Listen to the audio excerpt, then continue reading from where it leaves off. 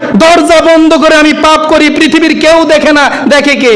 নিজের পাপের কথা নিশ্চয়ই আপনি জানেন, জেনে শুনে বুঝে নিজেরটা গোপন করে অন্য জনেরটা আপনি প্রকাশ করছেন। আপনার মতন পাপী, মহাপাপী আকাশের নিচে জমিনের উপরে আর কেউ হতে পারে না। নাউজুবিল্লাহ পড়ে।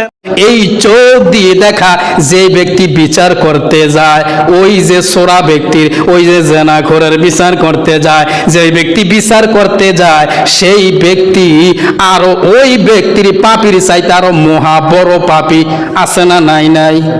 আপনি চুপ থাকলেও কথা সত্য।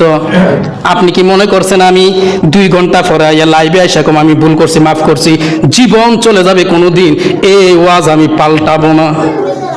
আপনি কি বোঝেন না? হুজুর দেখে কি আপনার টের পান না আপনাকে আমি পাপী বলছি?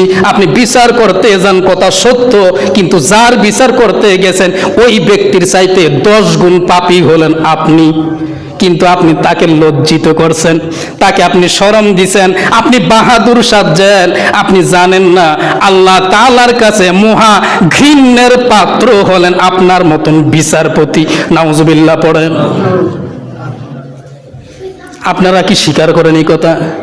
হ্যাঁ, স্বীকার করেন না? আপনারা কি জানেন না চুপ থাকলেও সত্য? 3 + 3 = কত? 6। আপনি বললেও 6, না বললে কি 7? কথা কেন? না বললে তো 6, যেইটাই বলেন।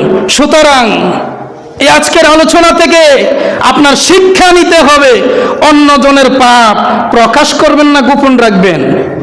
হ্যাঁ, গোপন রাখবেন, গোপন রাখতে শিখেন, গোপন রাখেন, প্রকাশ নয়। একটু নিজের দিকে তাকাবেন, অন্যজনের পাপের কথা, অন্যজনের গুনার কথা যখন আপনার চোখে পড়বে সাথে সাথে একটু নিজের দিকে তাকাবেন।